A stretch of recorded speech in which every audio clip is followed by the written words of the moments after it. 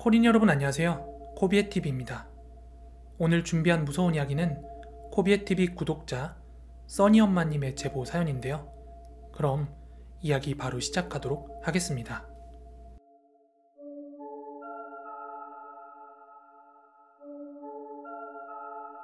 때는 제가 고등학교 1학년 때 저희 집이 이사를 가게 되었는데요.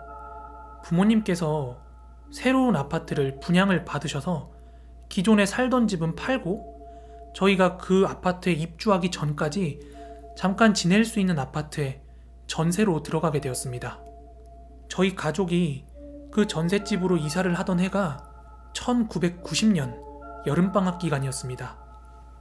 그때는 걸스카웃, 보이스카웃 같은 국내 서클이 아람단, 누리단, 한별단이 있었는데요. 제가 한별단이었습니다. 그런데 저희 학교 한별단에 행사가 있어서 제가 학교에서 1박 2일 동안 캠핑을 했어야만 했는데 그게 이사를 가기 바로 하루 전날이었어요. 그래서 귀가하는 날이랑 이사하는 날이 겹치게 됐고 저는 귀가하는 날 바로 이사하는 집으로 가야만 했어요. 그리고 행사 당일날은 학교에서 캠핑을 했으니까 잠을 잤을 리 없었겠죠? 학교가 남녀 공학인데다가 같은 한별단 남학생 여학생들이 모여있으니까 바로 잠을 안 자고 밤새 그렇게 떠들고 논 거죠. 그렇게 실컷 놀면서 밤을 새고는 귀간날 새 집으로 찾아갔는데 저희 집 짐은 아직 도착하지 않은 상황이었습니다. 전 주인분께서 짐을 빼고 있는 상황이라 제가 들어가진 못하고 밖에서 막 우물쭈물거리고 있으니까 한쪽 작은 방을 가리키면서 그 방은 다 비었으니까 거기 들어가 있으라고 말씀하시더라고요. 저는 감사하다고 인사를 드리고 그 방으로 들어갔고 짐도 들어와 있는 게 없고 딱히 할 것도 없어서 앉아있던 채로 깜빡 잠에 들었습니다. 그렇게 잠에 들자마자 꿈을 하나 꾸게 되었는데요. 웬 파란 원피스를 입은 여자가 저를 유심히 바라보다가 인상을 팍 쓰더라고요. 그런데 얼굴을 자세히 보진 못했지만 와 진짜 이쁘다 하면서 바라봤던 기억은 나거든요. 너무나 예뻐서 계속해서 바라보고 있었는데 대뜸 그 여자가 나가라고 소리를 꽥 지르는 거예요. 그래서 저도 우리 집인데 내가 왜 나가요? 아줌마가 나가요. 막 이러면서 성질을 부렸어요. 제가 그렇게 말대꾸를 하니까 굉장히 험악하게 인상을 팍 쓰더니 깍 하고 막 소리를 지르는 거예요. 그 소리에 너무 놀라서 그 순간 잠에서 확 깨버렸습니다. 그런데 그 소리가 제가 잠에서 깼는데도 웅웅거리는 게 한동안 계속될 정도였어요. 아니 아직 이사를 다 들어온 것도 아닌데 무슨 이런 꿈을 꾸지? 하고 생각이 들다가 금세 잊어버린 것 같아요. 그렇게 그곳 집에서의 생활이 시작되었습니다.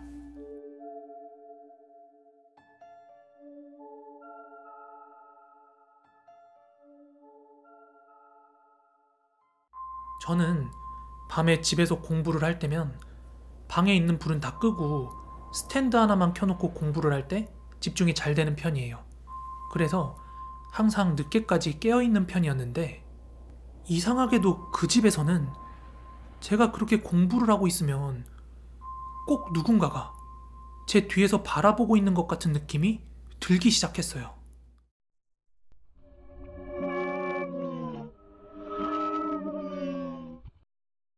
처음 한두 번이야 그러려니 하기도 했고 엄마가 보고 있나 싶어서 뒤를 돌아보기까지 했는데 며칠이나 그 느낌이 계속되다 보니까 누군가 날 쳐다보고 있다는 그 느낌이 딱 들면 등줄기에 소름이 쫙 돋더라고요. 그래서 언젠가부터 그 스탠드 불빛 말고도 방에 불을 다 켜고 밝은 곳에서 책상에 앉아 있었음에도 불구하고 그 시선은 계속해서 느껴졌어요. 그래서 엄마한테 이런저런 느낌 때문에 밤에 무서워서 공부를 못하겠다. 그러니까 강아지 한 마리만 좀 기르면 안 되겠냐 이렇게 말씀을 드렸더니 여기가 전셋집이라서 집주인이 강아지를 키우지 못하게 했다는 거예요. 어쩐지 저희 온 가족이 강아지를 정말 좋아했는데 왜 이사 오기 전에 키우던 강아지를 아버지 친구 댁에 보냈는지 이해가 되더라고요. 아무튼 날이 갈수록 심해지는 그 누군가의 시선이 너무 싫어서 저는 밤늦게 집에 들어오면은 아예 공부를 안 했어요. 아니, 못했습니다. 절대 핑계가 아니라 집중도 할 수 없고 자꾸 흠칫흠칫 놀라는데 어떻게 해요. 그렇게 그 집에 이사 온 지 딱 한 달째 되는 날이었어요. 제가 꿈을 하나 꾸게 됩니다. 꿈속에서 제가 있던 장소가 당시 살고 있는 아파트 뒤편이었는데 산이 하나 있고 그 앞으로 큰 대로변이 있습니다. 그곳 길가 버스 정류장에 몇 명의 사람들과 제가 함께 서 있는 상황이었어요. 아주 칠흑같이 깜깜한 밤이었고 버스 정류장에만 불이 들어와 있는데 그 뒤쪽에 있는 산으로 시선이 가더라고요. 그런데 제가 살고 있던 아파트 동 그 자리에 서 있던 파란색 원피스의 여자가 뒷산으로 터벅터벅 걸어가는 게 보였고 그 뒷산 중턱까지 올라가더니 그 여자가 막 땅을 파더라고요. 아주 잠깐 사이에 꽤나 깊이 판 듯 보였어요. 옆에 그 꺼낸 흙이 아주 높이 쌓일 정도였으니까요. 그리곤 휙 돌아서서 저를 바라보고 웃더라고요. 같은 여자가 봐도 너무 달콤하게 웃으면서 저에게 이리로 오라고 막 손짓을 하는데 본능적으로 알겠더라고요. 그 땅 파놓은 자리가 제 무덤 자리라는 걸요. 그 순간 길을 따라 버스 한 대가 와서 섰는데 그 버스는 이미 사람들로 가득 차 있었고 저랑 함께 있던 사람들은 그 버스에 꾸역꾸역 올라탔지만 저는 도저히 올라탈 수가 없어서 결국 저만 남겨두고 그 버스는 떠났습니다. 여전히 무덤자리를 파놓고 절 부르는 여자가 보이는데 빨리 이곳을 벗어나고 싶어서 큰 길을 따라 걷고 또 걷는데 제 딴엔 겁먹은 걸 보여주고 싶지가 않아서 뛰지는 못했고 큰 길 따라 걷고 또 걷는데 달이 떠 있을 때는 계속 걷고 걸어도 그 달이 제자리에 떠 있잖아요. 마치 그것처럼 제가 아무리 걸어도 그 여자의 시선을 벗어날 수가 없더라고요. 그때는 진짜 그 여자의 표정이 어떻게 해서든 오늘 안에 너를 여기다 갖다 놓을 거야 막 이런 표정이라 너무 무서워서 제가 막 눈물이 나고 있었어요.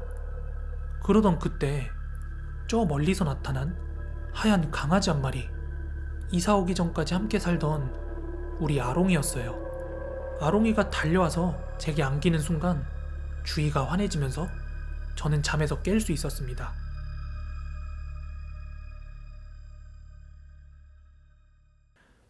저는 이 꿈의 느낌이 너무나도 좋지 않고 이상해서 엄마한테 말씀을 드렸어요. 그랬더니 엄마는 개꿈이다 하면서 토닥여 주시길래 그렇게 어영부영 또 버티고 있었는데 한 일주일쯤 지났나? 엄마가 부적 목걸이를 하나 주시더니 밖에 나갈 땐 무조건 하고 다니라고 절대 몸에서 떼지 말라고 신신당부를 하시는 거예요. 게다가 그날 저희 집 현관문 위쪽에는 원래는 없었던 부적까지 한 장 붙어 있었어요. 그리고 제 방엔 하얀 강아지 인형이 놓여 있었고 아롱이랑 찍었던 사진들이 군데군데 놓여 있었습니다. 그러면서 하시는 말씀이 아롱이를 지금 당장 데려올 순 없지만 새 아파트가 다 지어지면 그때 바로 데려올 거니까 그때까지만 참으라고.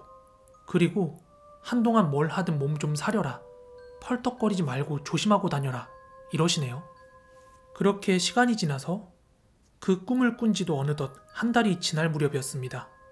저는 엄마 심부름으로 슈퍼에 두부를 사러 가게 되었는데 현관문을 열고 나오니까 엘리베이터가 이미 꼭대기층에 있는 거예요. 그래서 저거 기다리느니 그냥 걸어서 내려가자 생각하고 계단 쪽으로 발을 딛는 그 순간 제 발밑으로 계단이 사라진 줄 알았어요. 제가 공중에서 구르면서 발목에 엄청난 통증이 찾아오더라고요.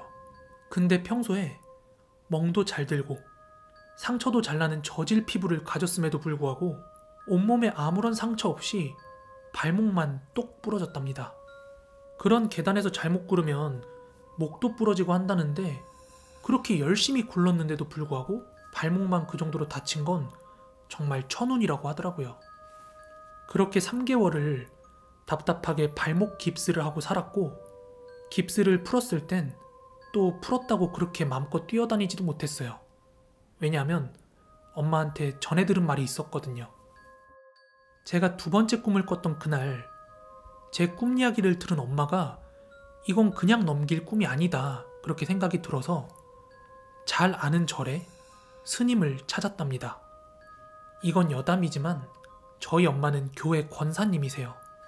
아무튼 저의 꿈 이야기를 전해 듣고 저희 가족의 사주를 확인하신 스님께서 말씀하시길, 그 새로 이사간 곳의 터주랑 다른 식구들의 합이 너무 좋아서 아버지도 승진하실 거고 남동생, 엄마한테도 너무 더없이 좋았는데 저랑은 너무 상극이라는 겁니다.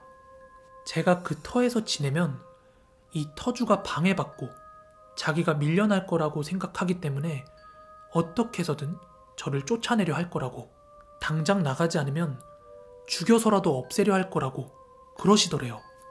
제가 약간 이런 쪽으로 좀 기가 세서 일반 귀신들에 대해서는 좀 유리하지만 이게 터주랑 척이 질 땐 너무 안 좋은 기질이라 빨리 이사를 가지 못할 거면 터주 눈이라도 가려야 한다고 그렇게 말씀하시더랍니다.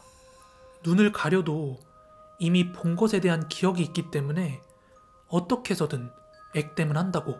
그 액땜까지 막을 순 없지만 죽을 상황을 다치는 정도로 바꿀 순 있으니 그거라도 하라고 하셨답니다. 그리고 저에게는 강아지 한 마리 있는 게 더 안전하다고. 근데 지금 당장 강아지를 키울 수 없으니까 강아지 인형이나 부적 같은 거라도 둬야 한다고 말씀하셨대요.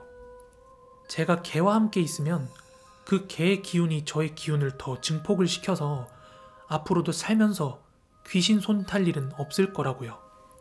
그래서 엄마는 저에게 맞는, 저를 숨겨주는 부적을 나를 잡고 받아온 거라고 하셨어요.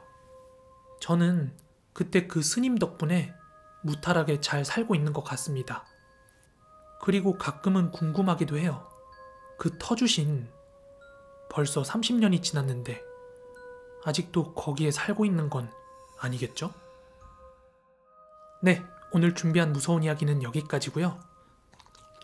우리 바오도 뭔가 그 무서운 것들로부터 저를 지켜주지 않나 그런 생각이 드네요. 오늘 이야기 재밌게 들으셨다면 구독하기, 좋아요 꼭 한 번씩만 부탁드리고요. 저는 내일 더 무서운 이야기로 찾아오도록 하겠습니다. 코린 여러분들 모두 좋은 밤, 좋은 아침 되세요. 감사합니다. 산책 갈까?